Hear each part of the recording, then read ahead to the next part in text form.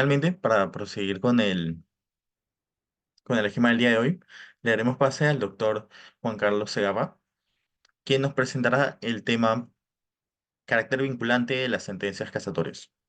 Mencionar que el doctor Juan Carlos Segava es abogado por la PUC, cuenta con un MBA otorgado por la Universidad de Tulane en Estados Unidos y con una maestría en negocios globales por la Pontificia Universidad Católica del Perú.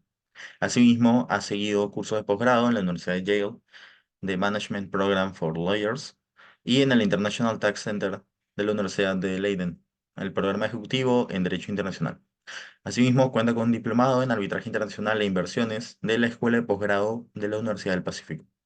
Actualmente es profesor de la Maestría de Derecho Tributario de la PUC y miembro del Comité Tributario de la Confederación Nacional de Instituciones Empresariales Privadas, CONFIEP. Asimismo, ha sido director del Instituto Peruano de Derecho Tributario y miembro del Comité de Asuntos Tributarios de la Asociación Nacional de Minería, Petróleo y Energía. Asimismo, es director de SEGAPA LLC y consultor en Susunaga y Cereto Abogados. Sin más que añadir, doctor, le doy pase. Gracias, Cristian. Un poco abrumado por todo lo que he explicado. Agradezco la invitación y sobre todo a las personas que nos siguen ahorita, 77 personas que un sábado en la tarde, como mencionaba Lisette. Estoy muy contento de estar en el día de hoy, habiendo escuchado tanto a César como a Lisette sobre temas tan importantes que vienen con la tributación. Entonces, em, sin ir muy, sin demorarme demasiado, me gustaría compartir mi presentación y si me puedes decir si ya la pueden ver. Sí, doctor, se puede ver la presentación. Ya, ojalá que no tenga problemas porque normalmente tengo problemas con esto. A ver, ¿ya la tenemos? Sí, Sí, doctor, se ve la presentación. ya, perfecto. A ver, como decía, muchas gracias por la invitación al grupo de Derecho y Sociedad. Eh, el tema que se me ha encargado ha sido hablar sobre el carácter vinculante de las sentencias casatorias a propósito de la emisión reciente de la casación 166-18 del 2023 de Lima, que también ha sido mencionada por Lisette. Em, Antes de entrar en materia, me gustaría felicitar a la Corte Suprema por emitir un fallo tan importante como este. A veces somos críticos de la jurisdicción, pero lo hacemos en buena onda y en términos académicos. Y creo que en este caso corresponde hacer un saludo a la forma en la que la Corte Suprema pretende establecer criterios y uniformizar la jurisprudencia nacional. ¿Por qué lo digo? Que para que entiendan la importancia de esta casación, que no se agota en el caso concreto, voy a explicar el contexto del caso y por qué existe o por qué existió la necesidad de emitir un precedente vinculante.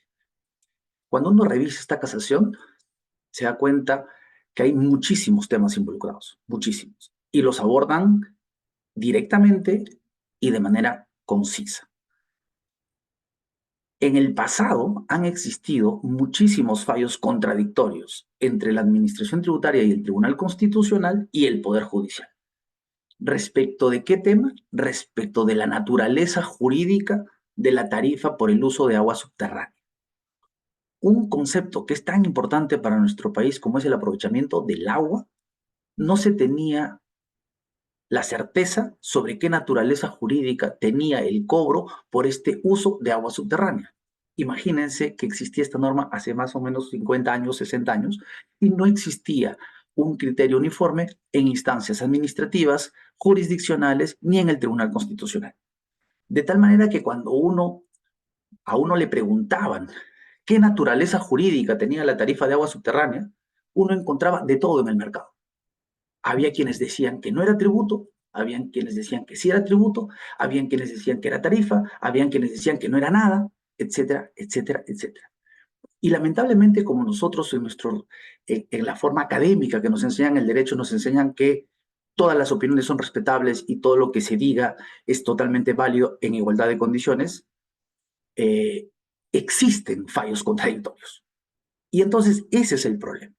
El problema es que en nuestro sistema se admite que cualquier fallo es igualmente válido que cualquier otro fallo.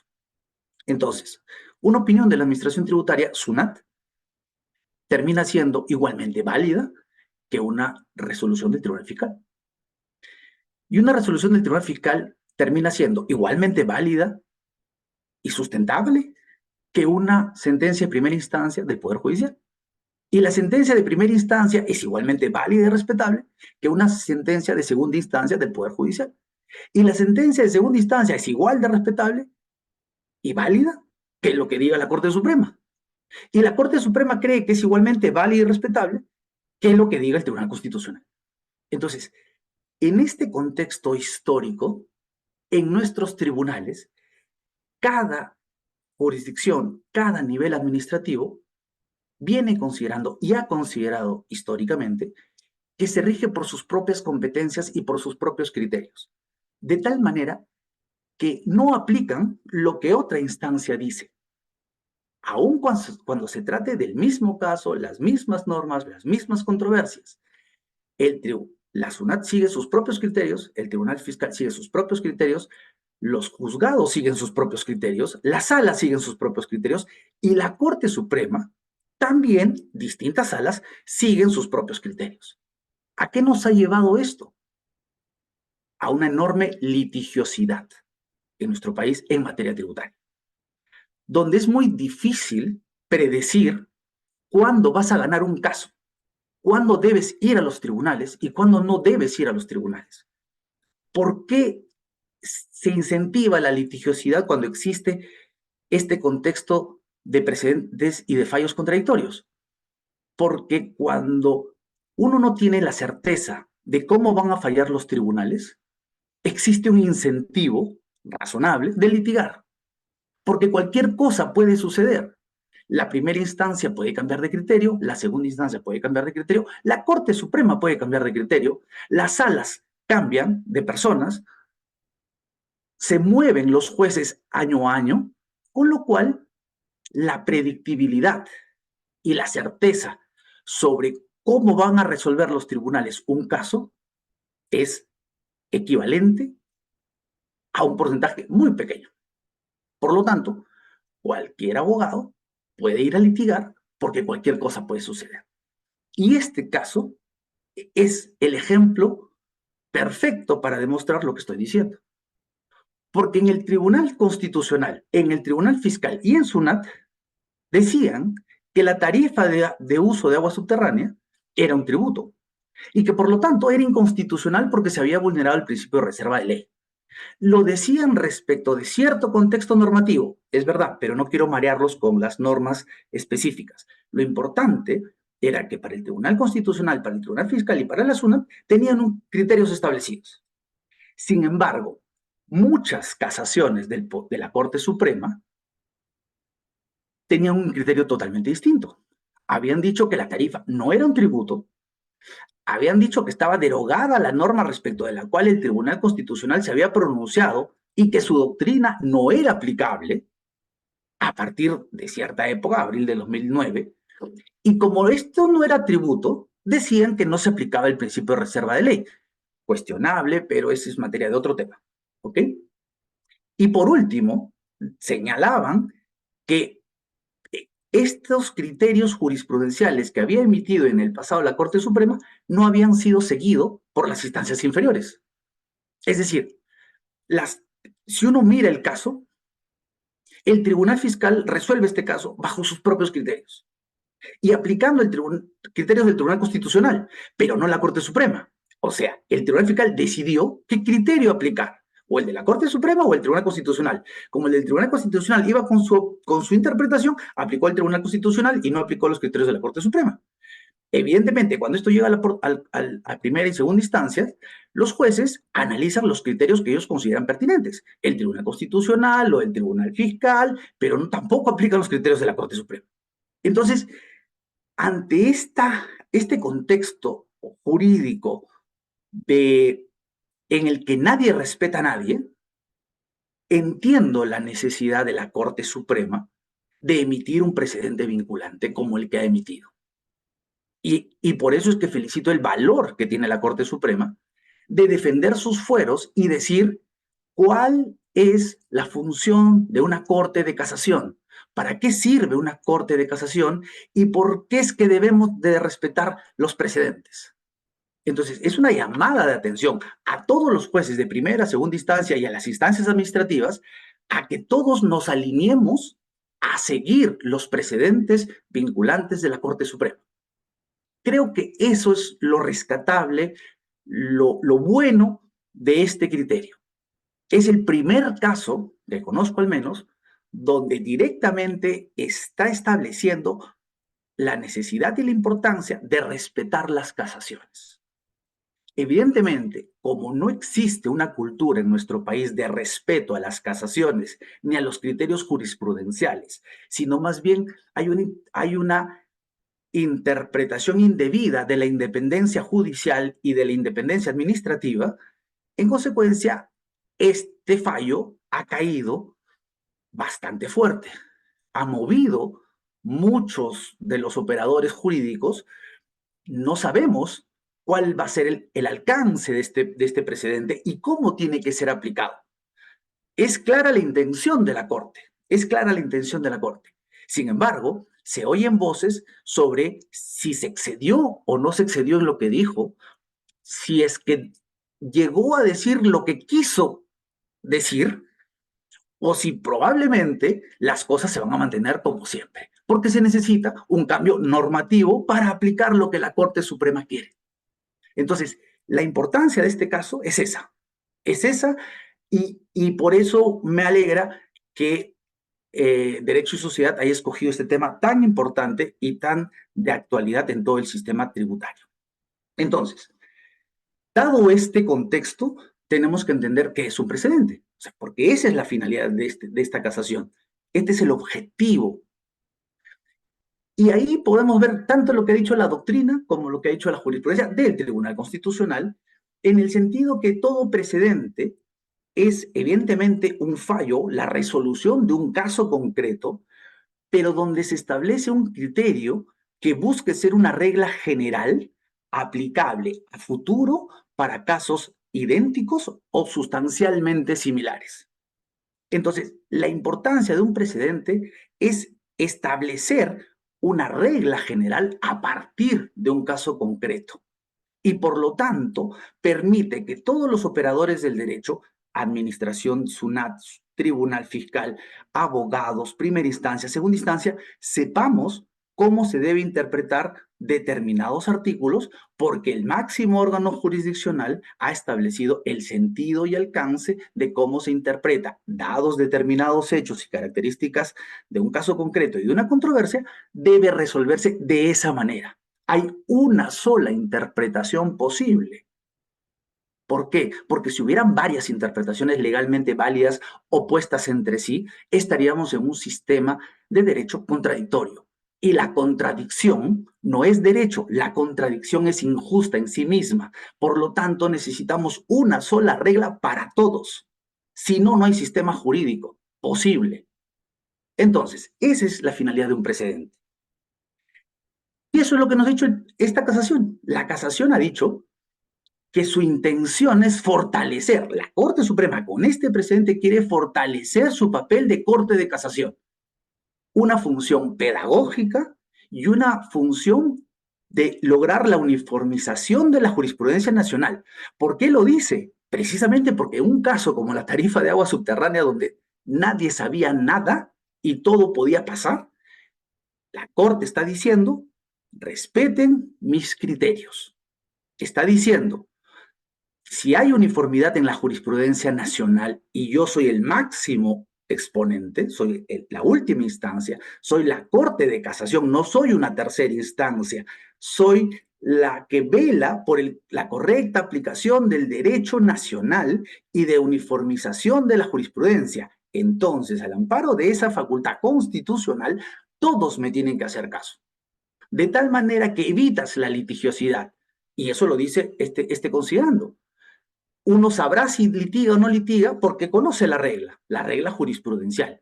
Y también nos dice algo más la casación. Si hay un proceso iniciado y sale una casación con carácter vinculante, entonces esa casación tiene que ser aplicada por las instancias de mérito respectivas con suficiente éxito. Entonces está tratando de poner la casa en orden y cita todos estos artículos. A veces he escuchado en el medio que dicen no tiene base legal la Corte. Claro, lo pudo decir de otra manera, pero sí tiene base legal. Se basa en el artículo 141 de la Constitución, en los artículos 384 y 397 del Código Procesal Civil, en el artículo 36 de la Ley del Procedimiento Contencioso Administrativo y en el artículo 22 de la Ley Orgánica del Poder Judicial. O sea, base legal tiene. La ha puesto. Estaremos en contra o no, pero esta sentencia sí tiene base legal y sí lo ha puesto.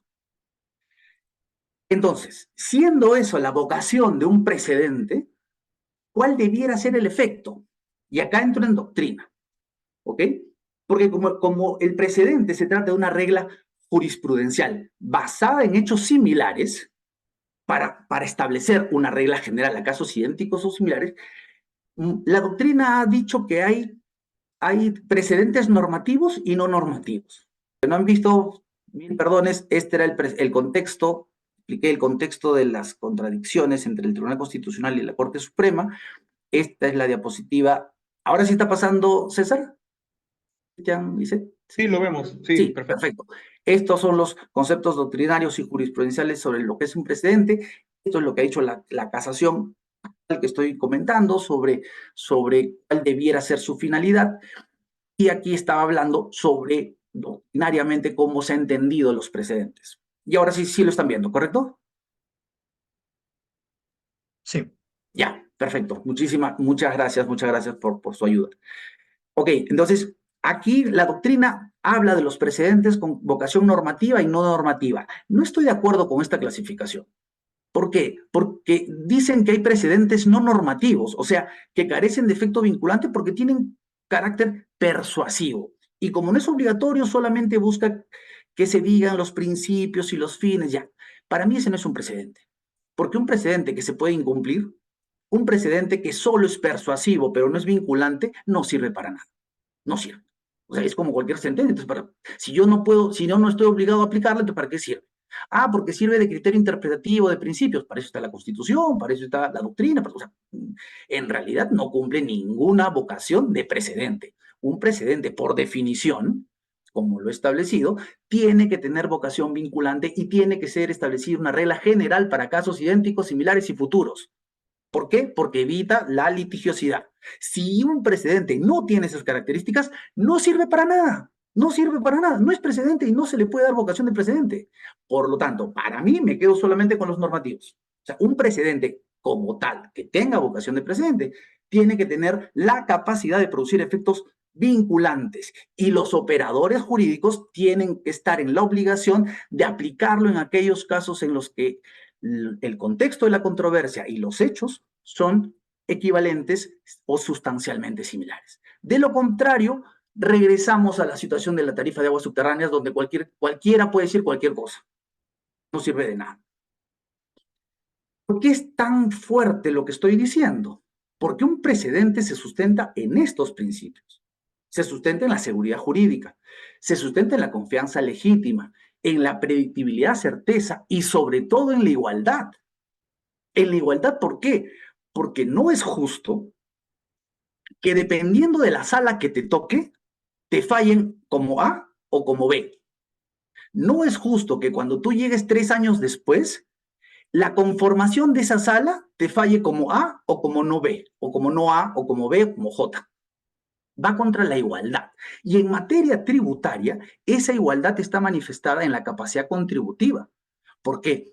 Porque si un contribuyente le dicen que no debe tributar o no debe pagar intereses moratorios y a otro contribuyente le dicen que sí debe pagar los tributos con intereses y demás, a los dos se le está aplicando la misma ley con carga impositiva diferente, afectando su patrimonio de distinta manera. A igual capacidad tributaria, hay un gravamen distinto, afectación del principio de igualdad.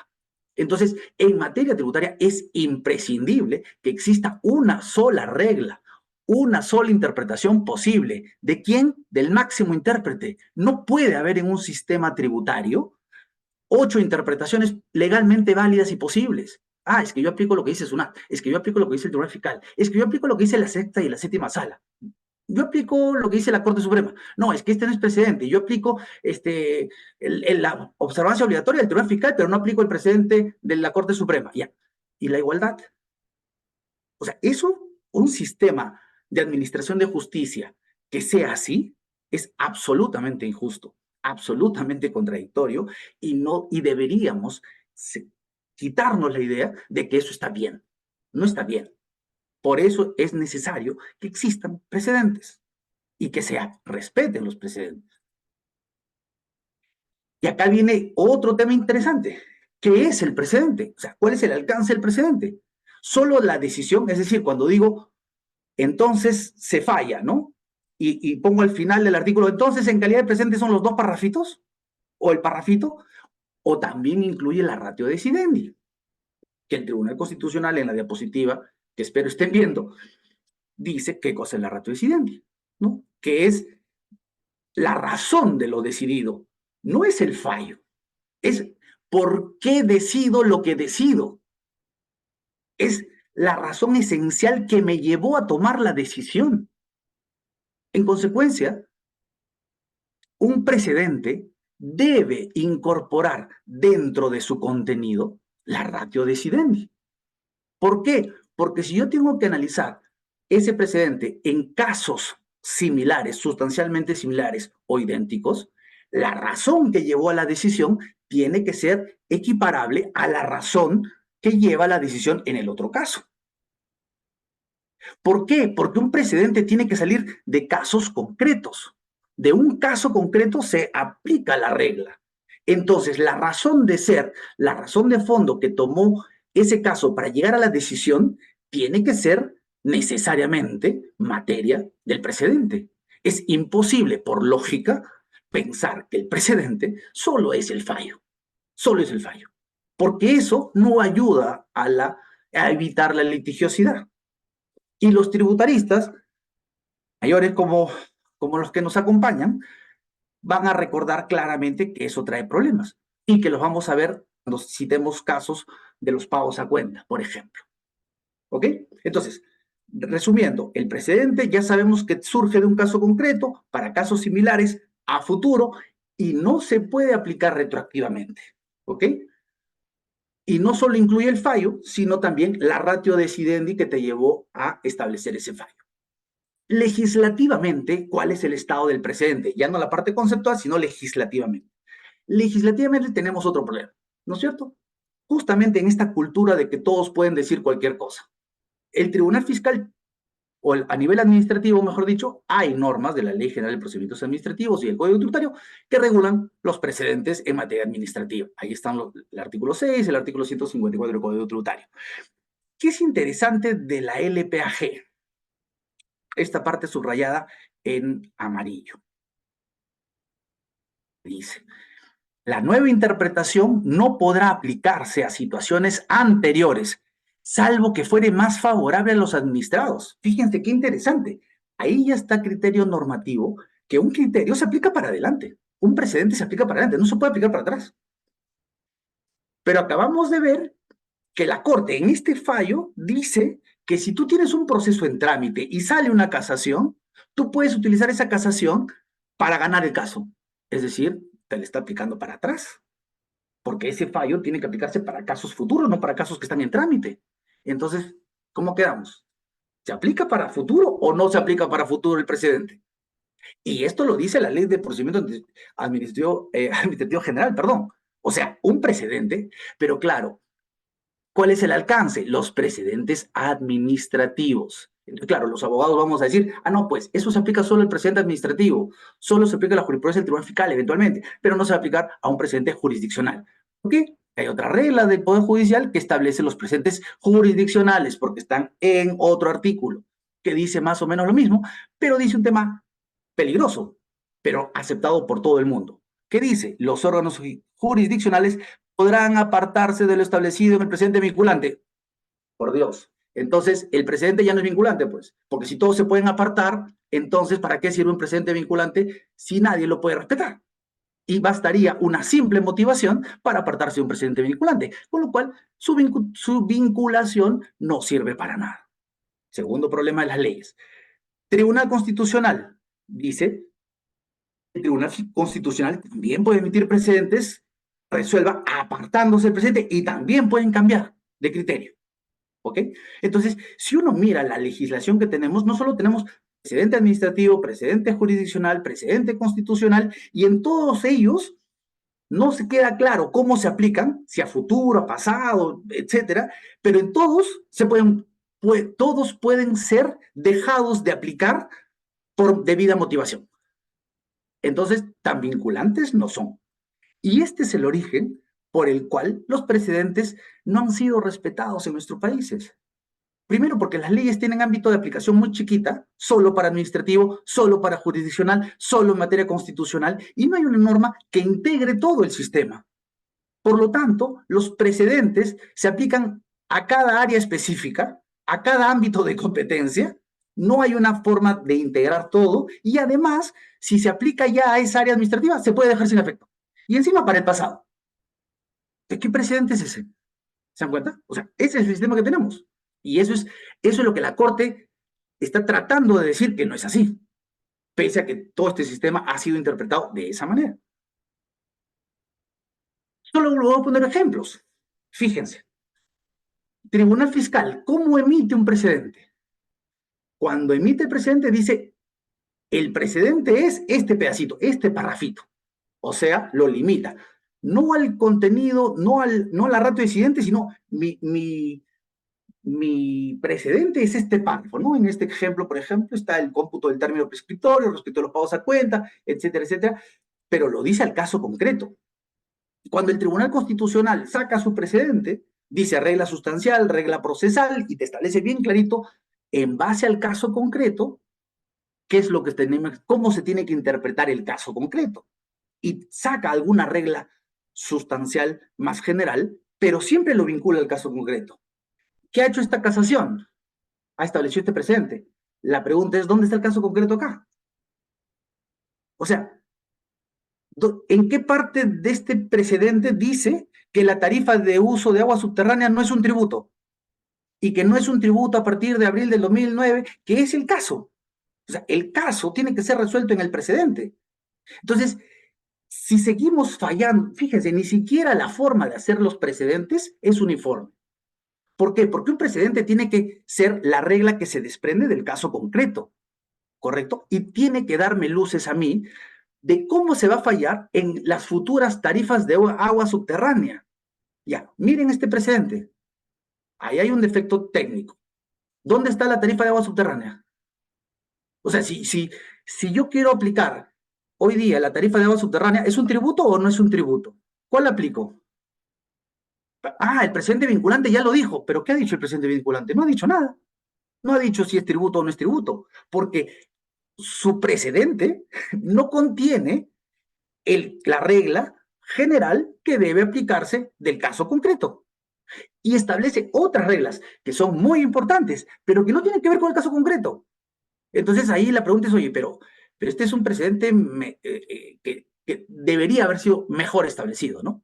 Porque, ¿por qué va a pasar eso? ¿Por qué debería ser así? Porque va a suceder lo que ya no sucedió. Ejemplo, estas dos casaciones. Pagos a cuenta. El primer precedente, los dos son precedentes vinculantes. El precedente 1, el que está a su mano izquierda, que dijo, estableció que no se aplicaban los intereses moratorios cuando se paga por omisión de pagos a cuenta en rectificatorias o fiscalizaciones. Dijo eso. ¿Pero qué dijo el precedente? ¿Dijo algo sobre los pagos a cuenta? No dijo nada. La regla establecida en la decisión se metió con la norma octava y sobre la interpretación extensiva. O sea, dos aspectos que no tenían nada que ver con lo que se discutía en el caso. Exactamente como lo acaba de hacer el presidente que estamos comentando. El presidente que estamos comentando no tiene nada que ver su regla con el caso. Esa mala costumbre hay que quitarla. ¿Por qué? Porque ese presidente no puede establecer una regla ajena al caso, como se hizo aquí. ¿Y por qué hay que desacostumbrarnos a hacer eso? porque trae problemas. Justamente cuando salió este primer precedente de la Corte Suprema, el 4392, todos los operadores que tenían la misma interpretación sobre los pagos a cuenta empezaron a interponer demandas y demás para evitar los intereses moratorios, porque eso es el caso que se resolvió. Y cuando llegó a la Corte, las Cortes que dijeron, no, no, no, no, no, esperen un momentito, eso no es parte del precedente, ¿ah? El caso no es parte del precedente. Que el caso haya motivado esta regla no significa que ese caso sea precedente ya. Esa interpretación va contra el concepto mismo de precedente, porque un precedente tiene que ser la regla general que surge del caso concreto y resuelve los mismos casos idénticos y similares en situaciones futuras. Si un precedente me pone reglas ajenas al caso concreto y se pone a regular cosas que pueden estar vinculadas tangencialmente, pero que no resuelven el caso concreto para futuro, ya no es presente, pues. Es otra cosa. Entonces, y trae problemas. ¿Y qué problemas trajo? Que la Corte Suprema, esta misma Corte Suprema, la misma sala tributaria, cambió el criterio. Cambió el criterio. 5 años después, lo volvió a cambiar. Y lo cambió para el pasado. O sea, casos anteriores se resuelven bajo el criterio nuevo. Este criterio nuevo, fíjense la diferencia. Si habla de la naturaleza jurídica de los pagos a cuenta, habla de los intereses moratorios, habla de la capitalización, o sea, habla del caso concreto. Y de pasada, en el 545, vuelve a reiterar lo de la interpretación. Perfecto, esto es un precedente correcto. ¿Por qué? Porque aplica el caso concreto y establece las reglas generales que un operador tiene que aplicar del caso concreto. Pero el anterior no menciona nada del caso concreto. Y ese es el peligro también de la casación que estamos hablando hoy día. Que la casación de la que estamos hablando hoy día tampoco establece nada sobre el caso concreto. Entonces, ¿qué va a pasar en el futuro?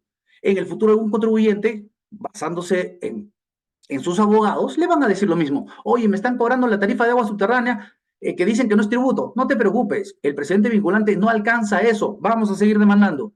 Pero la Corte Suprema tiene varios, sí, pero el precedente no alcanza a la naturaleza jurídica de la tarifa de agua subterránea. Entonces demanda nomás. Llegas a primera instancia al juez y el juez ¿qué va a decir? Sí, el precedente no se aplica a la tarifa de agua subterránea porque no me han dicho nada.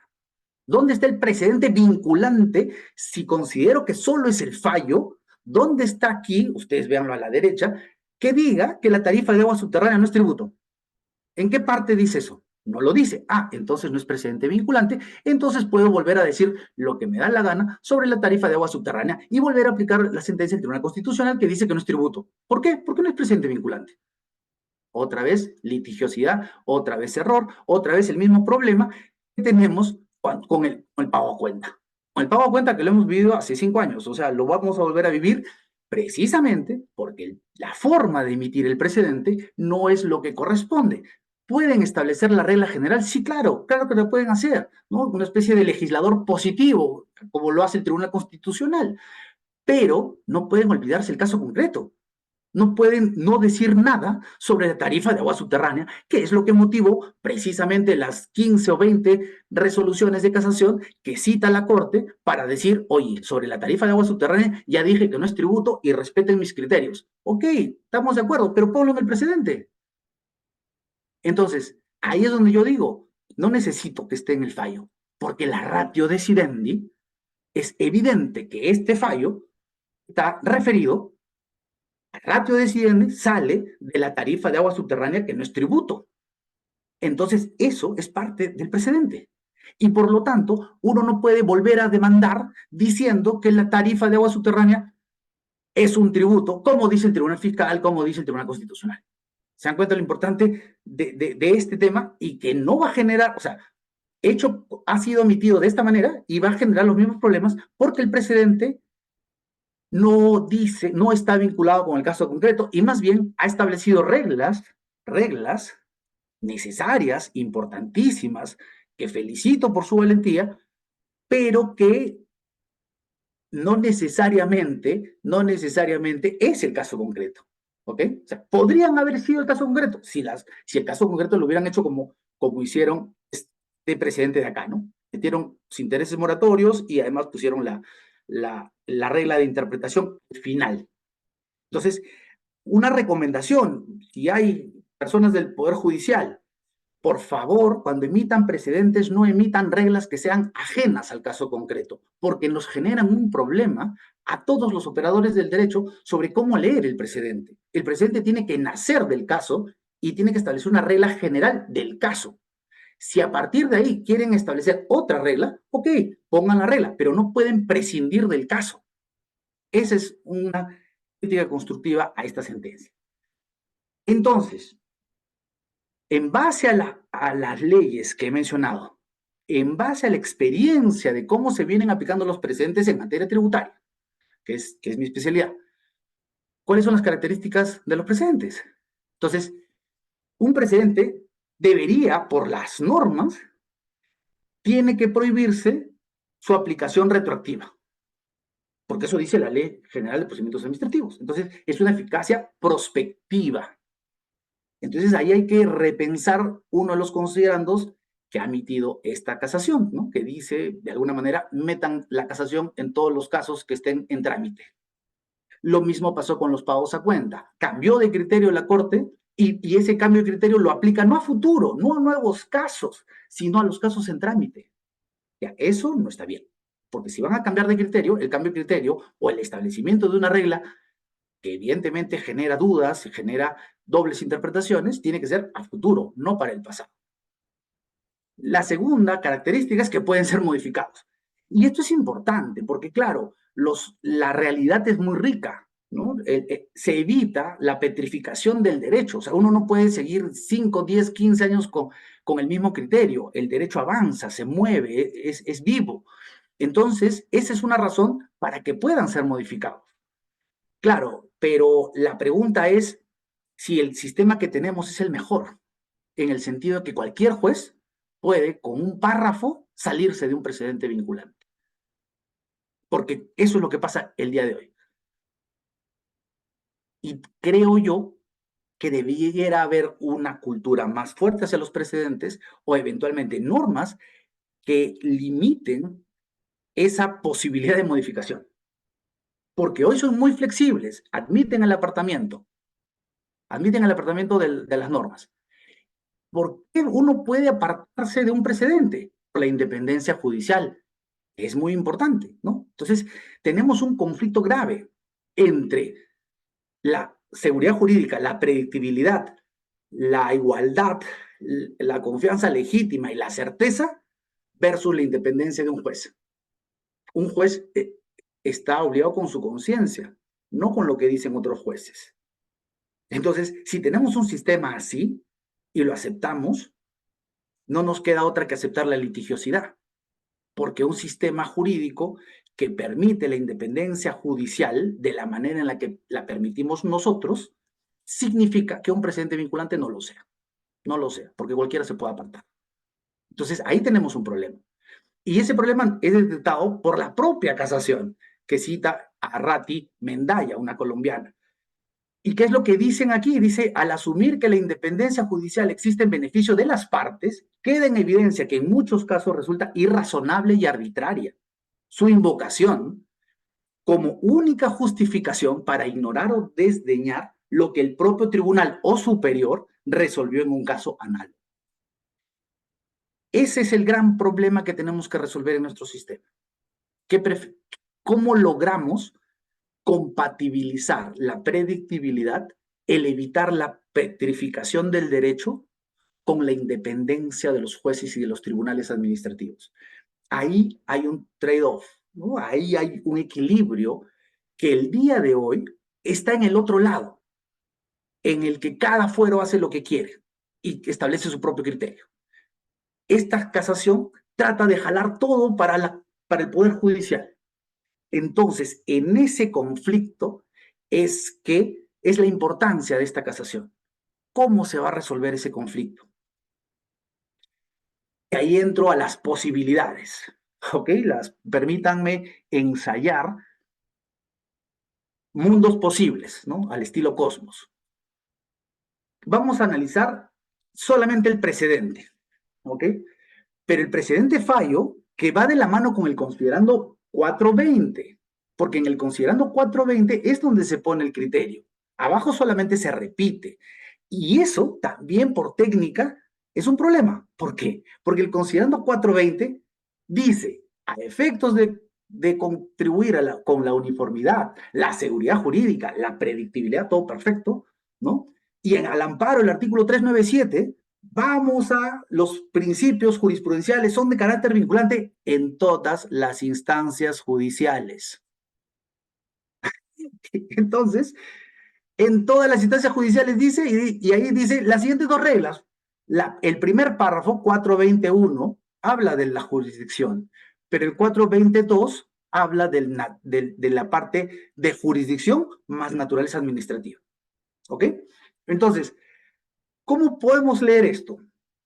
Yo he tratado de ponerme en varias situaciones para ver los mundos posibles. Primera posición de este primer párrafo. Las casaciones se aplican a todas las instancias judiciales, es decir, a los 5 juzgados tributarios, a las 2 salas tributarias y evidentemente a la propia sala, a la quinta sala especializada en materia tributaria. Se aplica a toda la parte tributaria del Poder Judicial. La segunda posición es más limitante. Y esto surge del considerando 419 y 421. La segunda, la segunda posición puede ser más restrictiva. Alguien me puede decir, estas casaciones son obligatorias, pero las de los jueces de reenvío, es decir, a las instancias inmediatamente inferiores donde se ha resuelto el caso, ellas son las que tienen que cumplir, lo cual sería absurdo. ¿De dónde sale esto? De una posible lectura del considerando 4.9 que hace referencia al juez de reenvío, etcétera, etcétera. No creo que sea el sentido, por eso tengo acá esta de cuidado, ¿no? Este triangulito de cuidado. No creo que esa haya sido la intención, creo más bien que la vocación de la casación es la posición 1.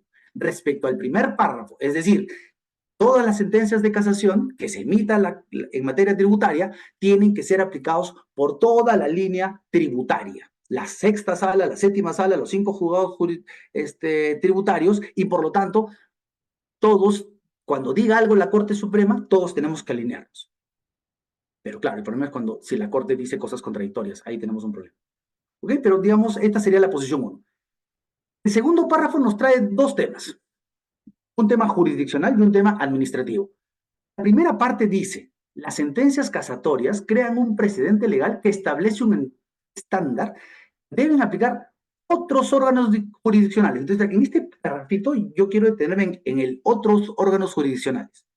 ¿A quién se refieren a otros? Claro, bajo el entendido que el primer párrafo se aplica a la materia tributaria, el segundo párrafo, cuando habla de otros órganos jurisdiccionales, entiendo yo, se tiene que estar refiriendo a otros que no sean la materia tributaria. Entonces, ahí vienen dos posiciones. Una primera interpretación nos puede llevar a decir, ok, cuando dice otros órganos jurisdiccionales, dado sus alcances en materia contencioso-administrativa, se está refiriendo a otras salas contenciosos administrativas que no son tributarias, pero son contencioso administrativo.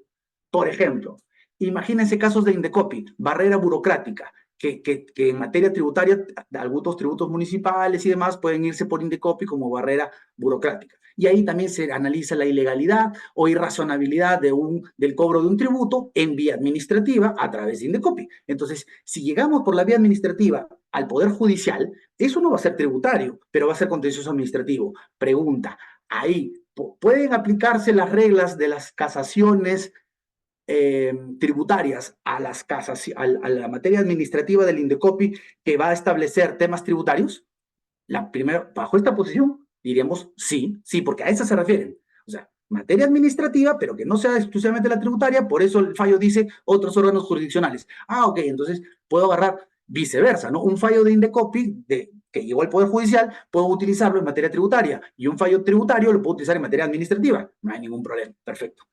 Y la materia civil, civilmente lo puedo utilizar o no lo puedo utilizar. Esa es la otra posición. Dicen, ok, no, si bien acá dice, dado sus alcances en materia contencioso, cuando la sentencia ha dicho resto de órganos jurisdiccionales, no solo está la materia administrativa, sino tenemos que meternos a la materia civil también. Es decir, casaciones civiles también son vinculantes en materia administrativa en tanto no desnaturalicen la materia tributaria. Entiendo que ese ha sido el sentido de la sentencia, por eso está la manito, ¿no? Estamos de acuerdo con la sentencia. En el considerando 414, ¿por qué? Porque lo que dice, es más, hasta cita normas, la jurisdicción civil, y dice que la jurisdicción civil tendría que aplicarse, ¿ok? En conclusión, estas serían las dos posiciones, las cuatro posiciones que puedo identificar de posible interpretación de estos dos primeros párrafos en materia jurisdiccional. ¿Okay? La primera posición de arriba se aplicaría en materia tributaria únicamente y la de abajo se aplica materia contencioso administrativo o civil o laboral o la que fuese, en tanto no desnaturalice la materia tributaria. Por lo tanto, hay que mirar no solo las casaciones tributarias, sino todas las casaciones ahora de la Corte Suprema, todas, porque todas pueden tener impacto en materia tributaria. Y esta, el segundo párrafo, la última parte, que es lo que más está siendo discutido en materia tributaria en este momento por SUNAT, Tribunal Fiscal, por los abogados, etcétera, etcétera. La Corte ha dicho que las sentencias crean un precedente legal que establece un estándar que deben aplicar otros órganos, así como, esta es la parte importante, así como los tribunales administrativos y la administración pública, dados sus alcances en materia contencioso administrativa. Ok, ¿qué ha querido decir? ¿Qué ha querido decir? Y acá hemos encontrado cuatro posibles situaciones, cuatro interpretaciones posibles. La primera dice lo siguiente. La primera es que el precedente judicial nunca se va a aplicar en materia administrativa. Es una posición negativa, ¿no? O sea, ¿por qué? Considerando 420. El propio considerante 420 dice que todo eso a las instancias judiciales. Y por lo tanto, ni SUNAT ni el Tribunal Fiscal, como no forman parte de la jurisdicción, no son parte del Poder Judicial, entonces no están obligados a respetar los precedentes jurisdiccionales. La posición que han venido teniendo hasta el día de hoy y que es materia de litigiosidad y todo lo que he explicado de la tarifa de agua subterránea. Es decir, se mantendría esta misma posición porque no había ningún cambio normativo. No había nada. Siguen diciendo el propio precedente no ayuda porque el 420 dice instancias judiciales, por lo tanto, posición 1 no se aplica nada, no pasó nada y el Tribunal Fiscal probablemente saque un fallo diciendo esto. Entonces, hay una posición ahí. Yo no la comparto, pero creo que hay voces para seguir aplicando esta posición número 1. La posición 2 es más intermedia, ¿no? Que un precedente judicial se aplica siempre y cuando sea un precedente vinculante. ¿De dónde saco eso?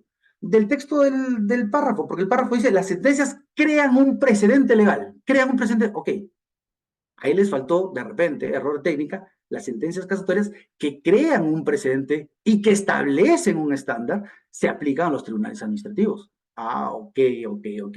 Entonces, no es cualquier sentencia, es aquella que establece, que crea un precedente legal. Y como hay normas reguladas, específicas, todas las que he citado, que te regulan cómo se crean los precedentes legales y por qué se crean los precedentes legales en materia judicial, ok, ok, acepto, me allano a lo que dice la casación y cuando sea precedente vinculante, yo le hago caso, administración tributaria, le hago caso al precedente vinculante en materia de la Corte Suprema. Posición 2. Y cuando digo administración tributaria, evidentemente estoy hablando también del Tribunal Fiscal, porque el Tribunal Fiscal es parte de la administración tributaria, es parte como órgano resolutor de la administración tributaria. Y así también ya lo entendió la Corte Suprema. Posición 3. La posición 3 es no necesito que el precedente judicial sea un precedente vinculante, tenga la condición de precedente vinculante como los que hemos visto, sino lo que necesito, lo que ha querido decir la Corte es que se establezca un estándar. Es decir, que las sentencias casatorias establezcan un criterio reiterado, un estándar de comportamiento. ¿Por qué? Porque eso es lo que pasó en la tarifa de agua subterránea. Y en este caso le jalan las orejas a todas las instancias inferiores y les dicen, oye, yo ya dije como 20 veces que la tarifa de agua subterránea no es un tributo, así que sigue este criterio. O sea, existía un estándar. Si hay un estándar en varias casaciones, un criterio reiterado, uniforme, sobre materia tributaria, entonces eso tiene que ser obligatorio cumplimiento para la administración tributaria también. ¿Ok? Posición 3. ¿Cuál es la diferencia con la posición 2? Que en la posición 2 necesito que califiquen como precedente vinculante. En la posición 3 necesito criterio reiterado, necesito uniformidad en la jurisprudencia, no necesariamente un precedente vinculante, pero sí criterios reiterados. Y ahí la duda que alguien me va a hacer es, ok, ¿cuántos necesito? ¿Una casación, dos casaciones, tres casaciones, cinco casaciones, seis casaciones? ¿Cuántas? ¿Cuántas es un estándar? Entonces, no ayuda mucho esta posición, porque esta posición termina generando incertidumbre también, ¿no? Una casación, dos casaciones, no, tengo seis, y la séptima dice lo contrario. Y les pongo un ejemplo, el arrastre de pérdidas en materia tributaria. Arrastre de pérdidas en materia tributaria, vamos 4-3. Hay tres casaciones que dicen que el arrastre de las pérdidas tributarias sí se pueden llevar, pero salvo periodos prescritos, y hay 4 casaciones que dicen lo contrario, que te permite que la SUNAT pueda arrastrar las pérdidas tributarias, inclusive periodos prescritos. Entonces, tenemos 4-3. ¿A quién le hacemos caso? Si cualquier casación establece un estándar y es un precedente sin que lo diga, vamos a tener un problema con el arrastre de pérdidas, porque tenemos 4-3. Y hace como 2 años íbamos 3-3, y hace como 6 años íbamos 3-1, ¿no? O sea, entonces los goles van cambiando. Entonces, como van cambiando, ¿cómo es un estándar? Pobres jueces, porque ahora los jueces, ¿qué van a aplicar? ¿Cuál de las casaciones van a aplicar? Hay 2 criterios en el arrastre de pérdidas. ¿Cuál se aplica? ¿Bajo qué criterio de estos 3? Y la cuarta posición es, toda sentencia genera un estándar, aunque sea una casación, y es aplicable a la administración tributaria de frente. ¿De dónde sale eso? Del propio considerando 4.10. Pareciera ser que la propia sentencia tuvo esa vocación. Citan a David Blanco, ponen en el considerando 4.10 y parece que dice, basta que sea el alto órgano el que emite la casación, se tiene que cumplir. Esta es la posición positiva, positiva al máximo. Ya. Si alguien interpreta esta, dígame cómo hago con el arrastre de pérdida tributaria. Voy 4-3. ¿Qué hace un juez? ¿Qué hace un juez de la sexta y de la séptima sala? ¿Cuál aplica? ¿La que va ganando 4-3 o se aparta? Entonces, por eso es que yo creo que de estas 4 posiciones, los extremos, es decir, posición 1 donde no se aplica la casación, no ayuda en evitar la litigiosidad y genera un sistema tributario injusto, completamente injusto e inconstitucional por contradictorio en sí mismo. Por lo tanto, la posición 1 no debería seguir existiendo en nuestro país. La posición 4 tampoco debería ser aplicada. ¿Por qué? Porque no estamos en un momento todavía en el que la Corte de Casación especializada en materia tributaria emita fallos uniformes. La propia Corte de Casación no se ponen de acuerdo y emite fallos contradictorios. Ejemplos, pérdidas tributarias, ejemplos, pagos a cuenta. 2 ejemplos súper importantes. Entonces, mientras la propia Corte no nos dé la certeza de que no cambia de opinión, ¿cómo vamos a aplicar la posición 4? ¿Cómo? No se puede. Entonces nos quedan la posición 2 y la posición 3, por lo menos, que son las más eclécticas. De las posiciones 2 y la 3 genera incertidumbre. ¿Por qué? Porque necesito establecer un estándar.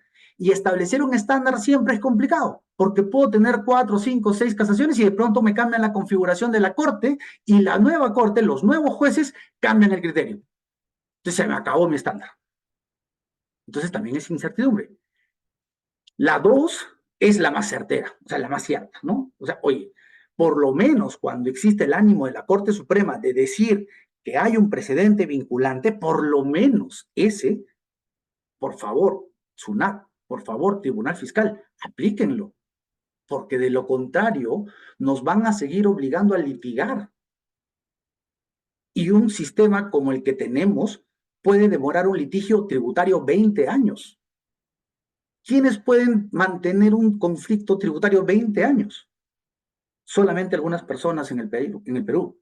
Entonces, no podemos tener un sistema en el que no se respeten los precedentes. Finalmente, y con esto acabo porque creo que ya 1:30, o me avisas, Cristian, cómo voy de tiempos, por favor. Y sí, doctor, podría continuar para Ya. finalizar. No hay problema. Entonces, dado de este abanico de posibles interpretaciones sobre esta casación, yo solamente quiero ponerles que hay argumentos a favor y hay argumentos en contra.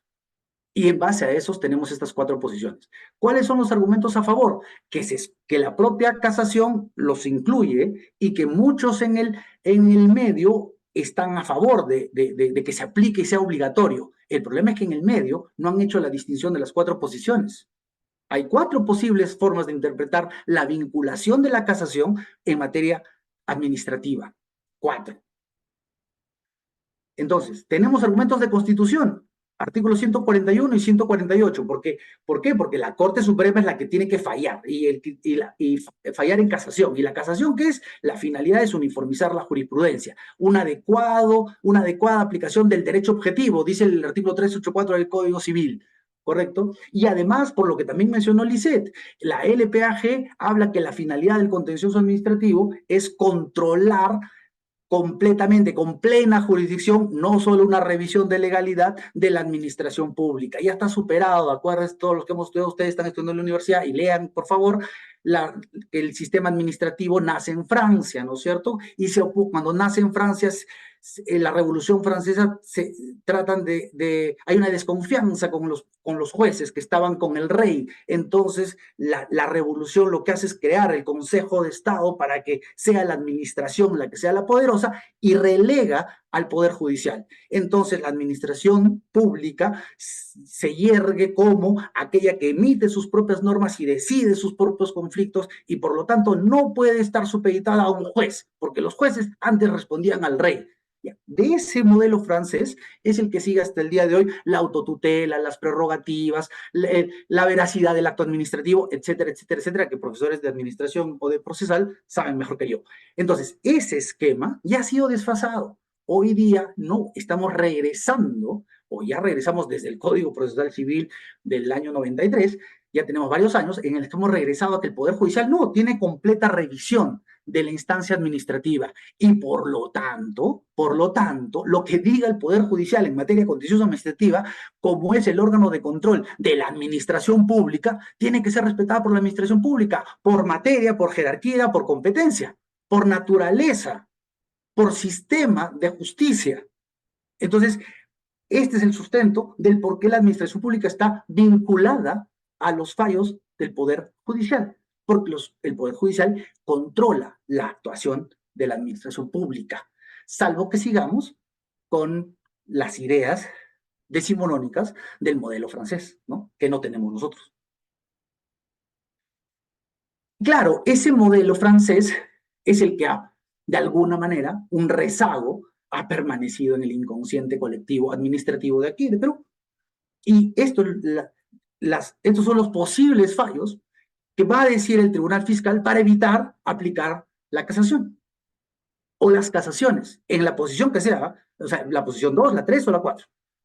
Van a decir que no se aplican a tribunales administrativos, únicamente al Poder Judicial. ¿Por qué? Porque la norma sí lo dice, el artículo 37 sí lo dice.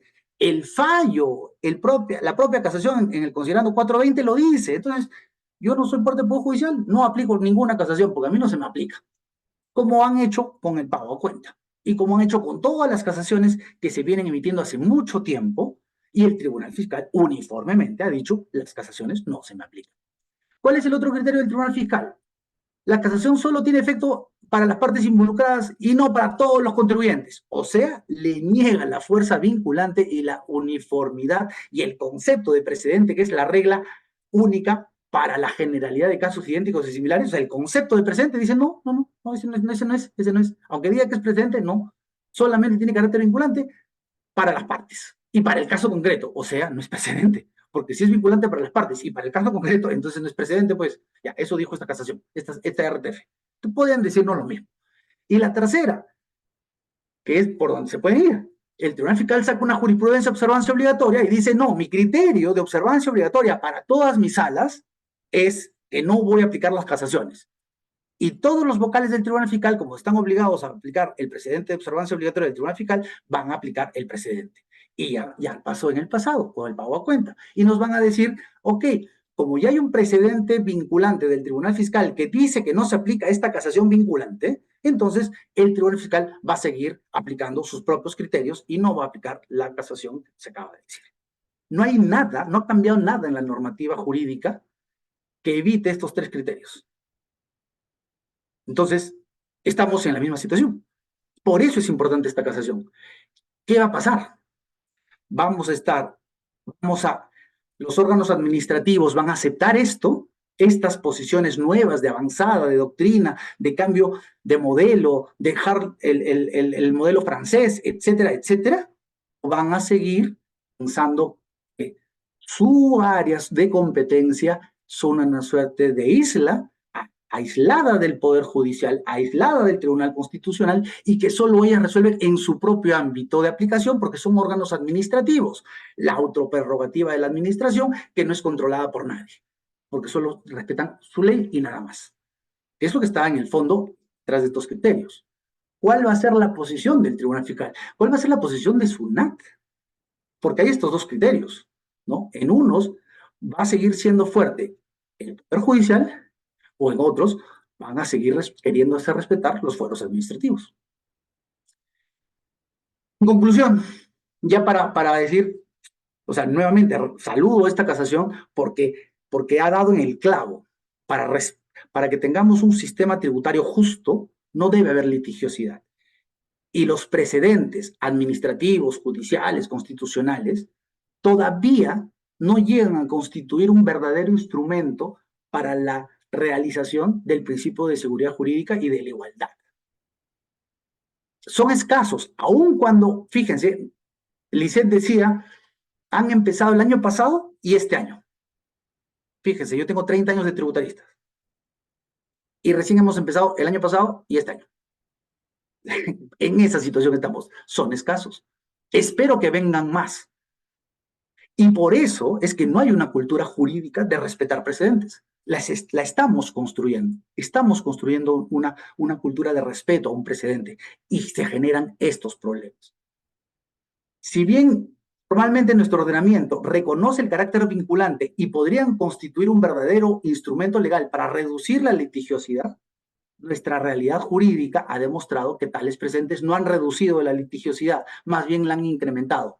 Ejemplos, pérdidas tributarias, pagos a cuenta. Y ahora, tarifa de aguas subterráneas. Si quieren, 3 ejemplos fortísimos, y tengo muchos más, de que los precedentes no están ayudando a reducir la litigiosidad. Espero que lo hagan, pero todavía no.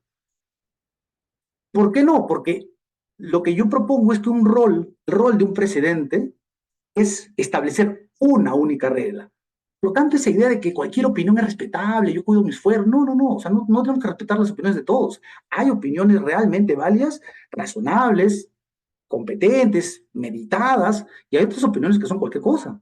No podemos respetar todas por igual, ¿correcto?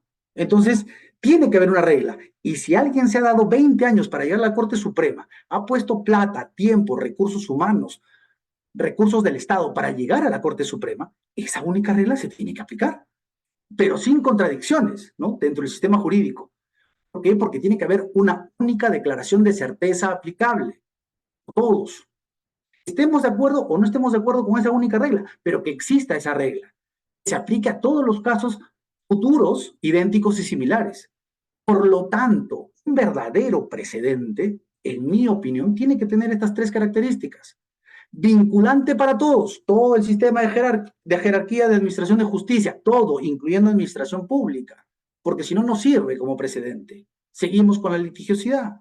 Segundo, que sea inmodificable. O sea, no podemos seguir pensando que una simple motivación y apartamiento de un juez de primera instancia o de segunda instancia se aparten de los precedentes. Tiene que ser un caso realmente importante y la motivación tiene que ser sustancial, fuerte, no como sucede hoy día. Y ahí sí creo que necesitamos un cambio normativo, porque deberíamos encontrar modelos internacionales y si no los hay, crearlos, donde el cambio de criterio jurisprudencial se vea a través de vías especializadas. Si alguien quiere cambiar un precedente que ya tiene 2, 3 años, pues que vaya a una vía especializada y que se discuta ese cambio de precedente, pero no a través de cualquier proceso. A través de cualquier proceso uno está tranquilo con el precedente que tiene 2 años, 3 años y de pronto sale un precedente que te cambia todas las reglas de juego. Y nadie sabe que venía ese caso. ¿Se dan cuenta? Entonces, debemos tener un sistema diferente que apunte a que los precedentes sean inmodificables, salvo contadas excepciones y con un procedimiento legalmente establecido para su modificación y que sea público para que todo el mundo sepa que esa regla va a cambiar o puede cambiar, que no tenemos hoy día. Y finalmente, si cambia la regla tiene que ser a futuro. No puede ser para casos en trámite en el pasado, porque cuando uno inicia un proceso que dura 20 años, lo hace sobre la base de las reglas de en ese momento y en el futuro te cambian 5 veces el criterio. Y si te cambian 5 veces el criterio, ¿cuál es tu incentivo? Seguir litigando.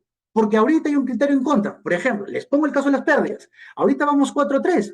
No importa. Mañana podemos estar 5-4. Así que sigue litigando. Porque puede estar 5-4 o 6-4. O de repente empatamos 4-4. Sigue litigando.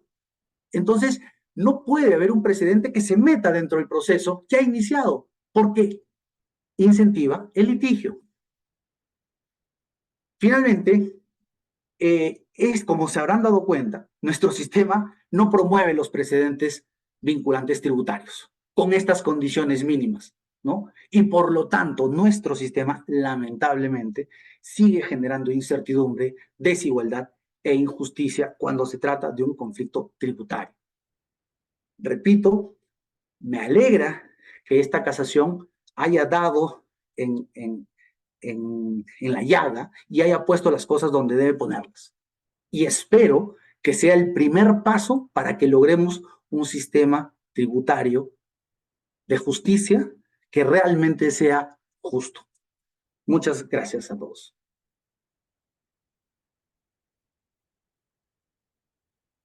No sé si hay preguntas. Sí, doctor. Bueno, antes que nada agradecer por su magnífica ponencia. Me parece que justo el doctor Dávila ha levantado la mano. A lo mejor tiene una pregunta. Oye, César, pero es para los Mm. participantes, no para los ponentes. No, mentira, mentira. Dale, César. No, Dale, no, no, dale. lo dejo. Mejor sí, primero los participantes. No, te estoy bromeando, dale nomás. Si no hay. La idea es intercambiar ideas.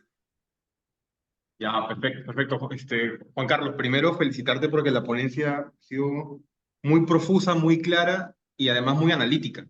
Me gustó mucho esta última parte en donde distingues las distintas posibilidades de interpretación que se pueden hacer acerca de la regla vinculante, ¿no? Es decir, las cuatro distintas posibilidades en las que se puede interpretar a qué se refiere la regla vinculante cuando dice que las sentencias casatorias son vinculantes, ¿no? Y tú distingues cuatro formas de sentencias casatorias, ¿no? Ujú. Eh, y eso me lleva a preguntarte, entonces, tu postura con relación a la interpretación del presente vinculante, porque, claro, esto es algo que, digamos, los operadores lo hacemos todo el tiempo, interpretamos siempre, pero no somos muy conscientes. Y es decir, en la práctica judicial en general, se entendería que los precedentes vinculantes ya establecen una regla clara que no se interpreta. Pero tú más bien has demostrado con tu ponencia que un precedente vinculante que supuestamente pone fin a un conflicto interpretativo es, a su vez, sujeto a futuras interpretaciones y por lo tanto el conflicto persiste, ¿no? Esa sería mi primera pregunta. ¿Cuál es tu postura con relación a la interpretación de precedentes vinculantes? Y la segunda pregunta sería, por ahí en la exposición señalabas que había una complejidad, una riña entre la independencia judicial, ¿no? Y los precedentes vinculantes, porque los precedentes parecerían ser un problema para la independencia judicial, porque claro, si el juez se vincula solo al derecho, no se vincula pues a lo que dicen los otros jueces, ¿no? Ujú. Ahí yo, por ejemplo, desde el realismo jurídico, que postula una distinción entre disposición y norma, he encontrado una solución para eso, pero quería saber si tú tienes también una solución para ese problema entre independencia judicial y precedente vinculante. Esas son mis dos preguntas, Juan Carlos. Ok, ok. A ver, la primera tenía que ver con que, a ver si te entendí bien, si un precedente vinculante a su vez tiene que ser interpretado, no puede ser interpretado. Exacto, exacto. Si Y mi- puedes ser interpretado, ¿y cuál es tu sí, postura acerca de eso? yo creo que en la presentación más o menos he dejado claro que se puede interpretar, obviamente. Un precedente vinculante se puede interpretar a su vez. Y es un problema de contenido y de la forma de establecer el precedente. Ahí la pelota está en cancha de quien establece el precedente. El precedente tiene que ser sumamente claro, sumamente concreto, vinculado al caso concreto, que establezca todas las reglas posibles, como las que hace el Tribunal Constitucional o como el segundo precedente de los pagos a cuenta, ¿no? Que estableció todo lo que quería decir. ¿Dónde tenemos problemas? Tenemos problemas con precedentes cuya regla es muy chiquita, muy concreta, muy abstracta como este que hemos visto, y donde es interpretable justamente por la amplitud del fallo. Y también es interpretable porque hay muchos abogados y la Corte Suprema misma dice que el precedente es solamente el fallo. Ya, eso en doctrina no es aceptado. Ni siquiera el Tribunal Constitucional lo acepta. La ratio decidente es parte del precedente. Entonces, ahí nomás ya hay dos problemas de interpretación de un mismo precedente. ¿Cómo está escrito y cuál es el alcance de lo que es obligatorio? ¿Los considerandos o no? Y acá creo que en este caso es sumamente ilustrativo, porque si asumimos la interpretación restrictiva de la Corte Suprema en el sentido que precedente solamente es el fallo y no los considerandos que motivaron el fallo, o la razón principal por lo menos, llegamos al absurdo que este precedente no sirve para nada en la tarifa de agua subterránea. Porque como nada se ha dicho de la tarifa de agua subterránea en el fallo, entonces no es parte del precedente y por lo tanto no hay nada dicho sobre la tarifa de agua subterránea. Eso es absurdo, eso es absurdo. Pero eso es la posición de la Corte Suprema. La posición de la Corte Suprema es el precedente solamente es lo que se falló. Y muchos procesalistas piensan así, ¿eh? Muchos procesalistas piensan que el sentido del precedente es lo que se dice como precedente y nada más. Nada más, nada más, nada más. Entonces, bajo ese sesgo interpretativo de un precedente, estamos complicados pues, en materia tributaria, porque estamos supeditados a lo que el juez quiera poner en el fallo.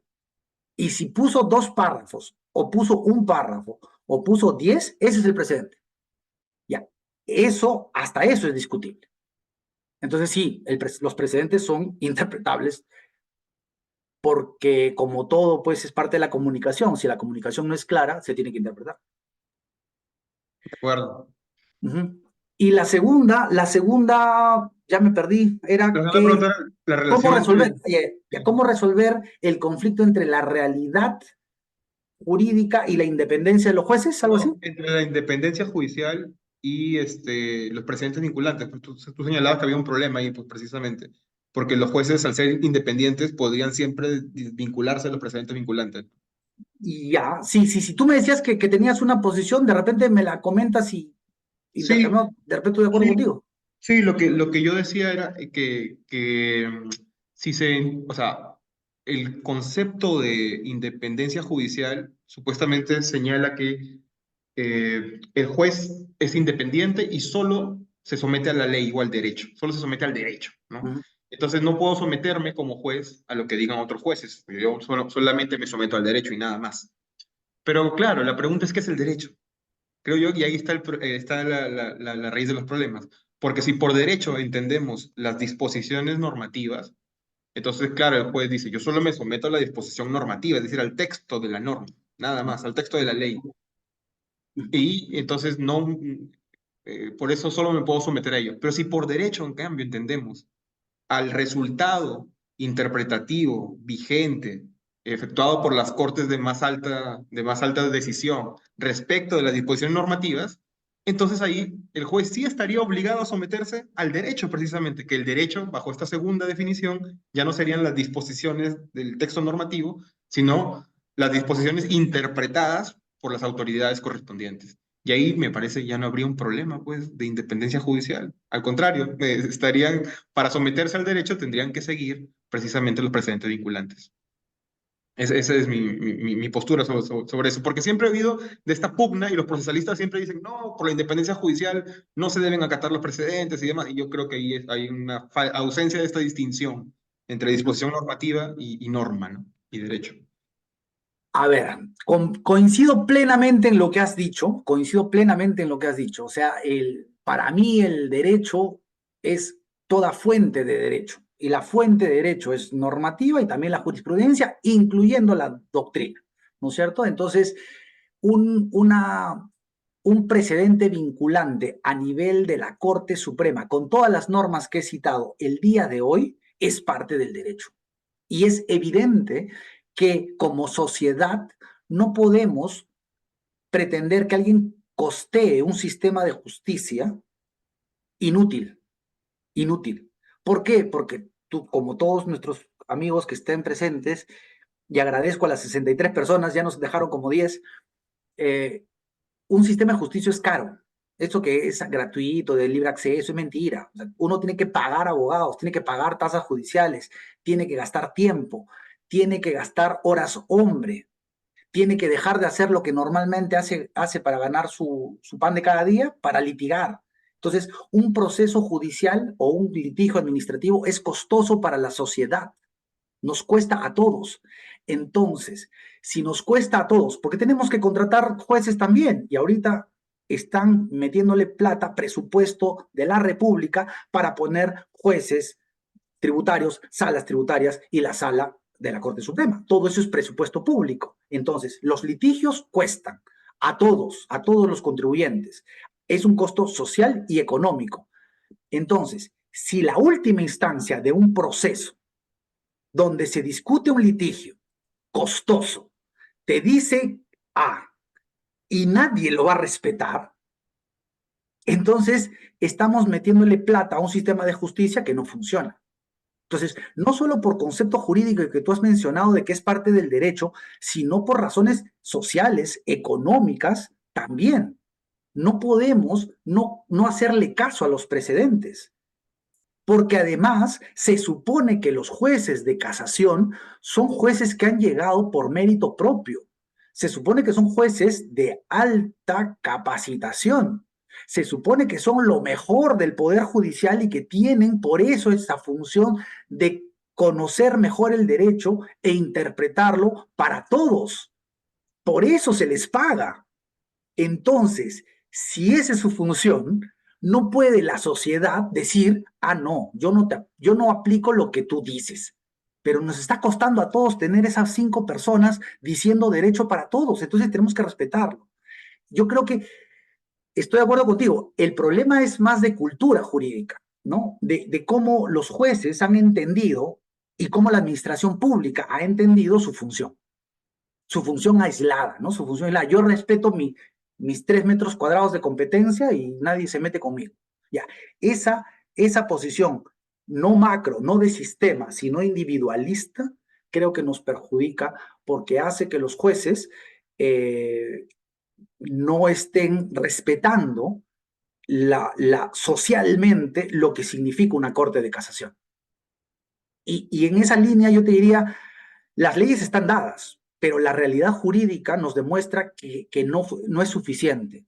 Por eso yo en la ponencia del año pasado del IPDT planteaba la creación de una suerte de vía especializada para cambiar los precedentes. O sea, para que no tengamos que pasar otros 20 años para que se cambie un precedente. O sea, tenemos que hacer algo para que los precedentes funcionen en el Perú. Normativamente hablando, digo, ¿no? Normativamente hablando, porque culturalmente va a ser muy lento. Culturalmente nos va a demorar que los jueces acepten los precedentes, ¿no?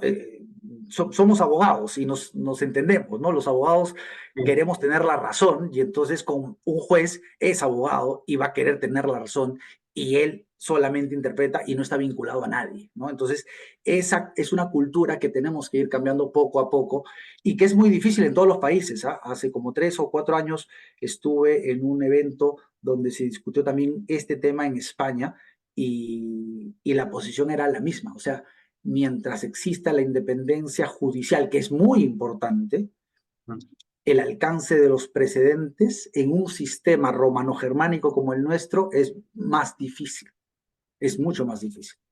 Pero estamos en esa vía, o sea, comparto plenamente con lo que tú has dicho, es parte del derecho, es vinculante para los jueces y para las salas, es importante para la sociedad, es importante para la economía, también es importante para SUNAT, para el Tribunal Fiscal, porque le evita los casos, entonces, digamos, tiene todas las ventajas del mundo hacerle caso a los precedentes. De acuerdo. Sí, en esa línea veo que te han hecho una consulta sobre el cambio de precedentes y sobre si hay una experiencia comparada. Sí, sí,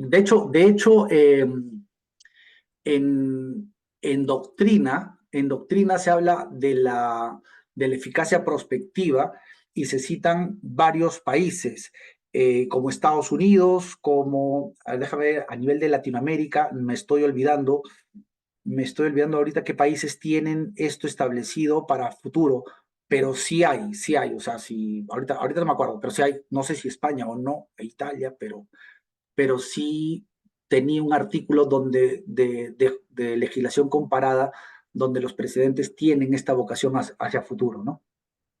O sea, no es extraño para el sistema judicial del mundo. O sea, esa es la vocación, o sea, esa es la naturaleza de un presidente, y aplicarse para arriba, para el futuro.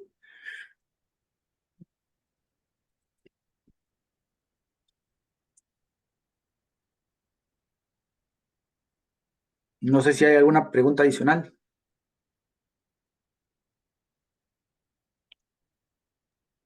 Hola, doctor. Sí, justo tenemos unas preguntas del público, además de varios comentarios felicitando su gran ponencia. La primera de ellas es en torno a qué tipo de casaciones serán las obligadas, ¿solo los presidentes vinculantes o todos? Creo que se perdió en la exposición, Sí. pero está bien, vale la pena reiterarlo. Yo personalmente creo que la posición 2 es la que no tengo dudas. O sea, un precedente vinculante con carácter vinculante tiene que ser aplicado por la SUNAT y por el Tribunal Fiscal. Esa no tengo dudas. La posición 3, creo que sí es posible también alegarla porque hay criterio reiterado, pero no hay, digamos, ahí es más débil el argumento, pero creo que debiera ser, si hubiese alguna intención de aplicar los criterios de las Cortes, por lo menos permitiría un estándar jurisprudencial, porque además eso obligaría a que la propia Corte sea consistente, porque una golondrina no hace verano, decía mi amigo Adolfo Becker, ¿no? O sea, no puedes, una casación no puede ser ya el verano, pues, o sea, o sea, una no te dice nada. Pero si me dan dos, me dan tres, me dan cuatro, me dan cinco, ya, ok, ya hay un estándar, ¿no? Entonces, yo creo que la dos y la tres, las dos posiciones son las que creo yo, la forma correcta en la que debiera ser interpretada este precedente. Pero no creo ni en la posición uno ni en la cuatro, en los dos extremos. O sea, no creo en nuestros colegas que dicen que ya con una casación es vinculante todos y la casación la tiene que aplicar inmediatamente el SUNAT y la tiene que aplicar inmediatamente el Tribunal Fiscal. Yo no creo que sea así. No puede ser así porque, porque ni es precedente ni establece un estándar. Y te pongo varios ejemplos de fallos contradictorios. Y para eso, la pelota solamente está en el cancha de la Corte Suprema. En la medida que la Corte Suprema no tenga fallos contradictorios y se porte como una Corte de Casación verdadera, que no esté cambiando cada año de criterio, entonces, y que tampoco esté diciendo que no dijo lo que dijo, ¿no? Como los pagos a cuenta. Yo no dije nunca nada de los pagos a cuenta, yo dije otra cosa, ya, ok. Ese tipo de fallos le quita legitimidad a la casación. Entonces, hoy por hoy, yo no creo que una casación sea vinculante a la SUNAT, porque nadie respeta una casación, porque puede salir el sentido contrario. Entonces, no hay un Estado, eso no puede, esa creo es labor de la Corte Suprema, darnos la certeza de que cuando saca una casación, no va a cambiar de criterio, no lo va a cambiar. Por eso creo que la 4 hay que tener cuidado con la 4, la posición 4, y hay que tener evidentemente cuidado con la posición 1, ¿no? Que es el otro extremo que tiene el Tribunal Fiscal y SUNAT, que ellos no son parte del Poder Judicial y que los fallos de las Cortes no se les aplican a ellos, ¿no? O sea, esa también es una visión decimonónica de lo que es la administración pública, ¿no? O sea, evidentemente. Perfecto, doctor. Justo en línea de lo que usted menciona, venía una pregunta también de la misma asistente en torno a si desde su postura habría alguna consecuencia de no o sea, para la administración en caso no cumplan con el presidente. Ya, yo he estado escuchando varios que quieren encontrar temas penales, ¿no? y ahí ya no es mi campo de experiencia, mi campo de expertise. Yo no me atrevería a, a establecer cuál es la consecuencia. Y preferiría que no exista, preferiría que sea un tema de, de convicción de que un sistema tributario tiene que responder a una sola interpretación. Y no porque te van a llevar a la cárcel, no porque te van a multar, no, sino porque tu labor como juez administrativo supone hacerle daño a un sistema tributario si es que no respetas los criterios de las cortes. Entonces, yo creo que debiera ser por convicción, pero evidentemente, si hay sanciones y hay consecuencias para los que no cumplen, yo creo que esa pregunta debería absolverla algún penalista o alguna persona de mejor expertise que el mío para decir cuáles son las consecuencias de no cumplir un criterio de las cortes que acabamos de ver, tiene 4 formas de ser interpretados. O sea, si algo puedo decir sobre las sanciones es que se aplica el principio de tipicidad, ¿no? Y certeza. O sea, uno tiene que estar obligado con certeza a qué es lo que está obligado a hacer. Si en este precedente no queda claro qué es lo que estoy obligado a hacer, entonces, ¿cómo me sancionarían por algo que yo no sé exactamente qué es lo que tengo que hacer? O sea, no creo que la solución vaya por sancionar a los funcionarios públicos que bastante bien hacen su trabajo y que lo hacen con mucha dedicación, ¿no? O sea, yo creo que lo que ellos emitan lo van a emitir en su real saber y entender y van a creer en la convicción de su decisión. Que no estemos de acuerdo o no con su convicción no significa que eso sea un delito o haya que sancionarlos. Es simplemente que comparten una opinión distinta. Porque sí me parecería una cacería de brujas, pues, que los sancionen o les abran procesos administrativos por no cumplir un fallo que a todas luces es valiente, pero que recién está empezando a mover el sistema judicial tributario peruano, ¿no? Perfecto, doctor. Una última consulta que nos han dejado es, si una casación que constituye precedente vinculante inaplica una norma con rango legal, ¿un tribunal administrativo puede aplicarla, considerando que el TC ha señalado que los tribunales administrativos no pueden ejercer control difuso? Por supuesto que puede, y ese fallo, ahí permíteme 2 minutos para explayarme porque ese tema me encanta. Yo sé que hay muchas personas que dicen que los tribunales administrativos no pueden hacer control difuso, y eso es algo también decimonónico, ¿no? Y eso también tiene que ver con estos rezagos que tenemos de los órganos administrativos. Pero bueno, independientemente de eso, de que yo no estoy de acuerdo que no puedan, porque es como decir, ¿no? Puedo mirar todo menos la Constitución. O sea, yo aplico el derecho, pero sin la Constitución, ¿ah? O sea, yo no veo la Constitución. O sea, tienes claramente aplicar. No, yo no veo la Constitución. No, yo de ley para abajo la Constitución no me interesa. Oye, un sistema, un sistema es integrado, uniforme, coherente. Entonces, esa idea de que los tribunales administrativos no pueden aplicar la Constitución, yo no estoy de acuerdo, para empezar. Yo creo que todo tribunal administrativo o jurisdiccional tiene que aplicar la Constitución. ¿Que se puede equivocar en su interpretación? Sí, pero tiene el deber de aplicar la Constitución. Y es justamente la tercera etapa de la que habla Juan Monroy, en la que nos encontramos como sistemas de administración de justicia, ¿no? La constitucionalización de los sistemas de justicia. Con lo cual, si un tribunal administrativo no puede aplicar la Constitución, ¿de qué estamos hablando? Pues, o sea, ya, para empezar, punto uno. Yo creo, entonces no estoy de acuerdo con ese fallo. No estoy de acuerdo con ese fallo. Pero si ya están las cosas como están, y otra vez, hemos pasado 20 años, hemos pagado plata, hemos pagado abogados, tiempo, hemos llegado al Tribunal Constitucional, ¿ah? Vía amparo, vía contencioso administrativo, que es un montón de tiempo, y el Tribunal Constitucional ha dicho cómo es la forma de interpretar un artículo del sistema en base a sus competencias. Entonces el Tribunal Fiscal no está inaplicando la norma. El Tribunal Fiscal lo que está haciendo es aplicar la jurisprudencia constitucional del máximo intérprete de la Constitución. Entonces, cuando el Tribunal Fiscal aplica los criterios de la Corte Suprema o del Tribunal Constitucional, está aplicando el sistema jurídico y por lo tanto no está inaplicando la norma, está siguiendo fuentes de derecho distintas. Y eso también lo dice esta casación. Y ya este criterio lo ha dicho la Corte Suprema varias veces. ¿Ah? Por ejemplo, en los arbitrios, ¿no? En los arbitrios la Corte Suprema ya ha dicho en 3 o 4 fallos que cuando el Tribunal Constitucional dijo que los arbitrios eran inconstitucionales, el Tribunal Fiscal está obligado a aplicar esos criterios en sus fallos. El Tribunal Fiscal no puede decir, como yo no puedo hacer control difuso, entonces yo no analizo las ordenanzas de los arbitrios, yo no las analizo.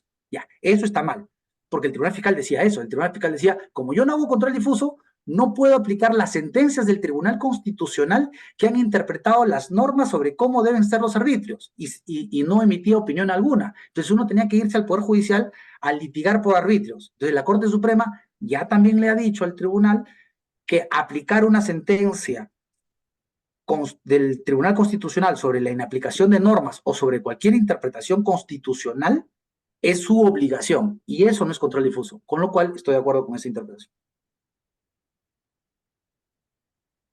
Sí. Perfecto, doctor. Bueno, con eso habría terminado las rondas de preguntas. Nuevamente, a nombre de Derecho Sociedad, agradecerle ampliamente por su tan magnífica ponencia, a pesar de que, bueno, todo el tiempo que le ha invertido ha sido, la verdad, muy clara y creo que el público ha quedado magnificado con lo mismo. Muchas gracias. Gracias a ustedes, gracias por compartir con Lisette y con César también este evento. Muchas gracias. Gracias, doctor. Y bueno, a nombre de Derecho Sociedad, agradecemos a nuestros ponentes el día de hoy, al doctor César Dávila, la doctora Eliseth López y el doctor Juan Carlos Segapa, por su participación en el primer seminario de casaciones tributarias relevantes. Mencionarles al público asistente que contamos con una segunda fecha del evento que se realizará el lunes 26 de febrero. Sin más que añadir, desearles a todos un buen fin de semana. Hasta luego. Gracias a todos.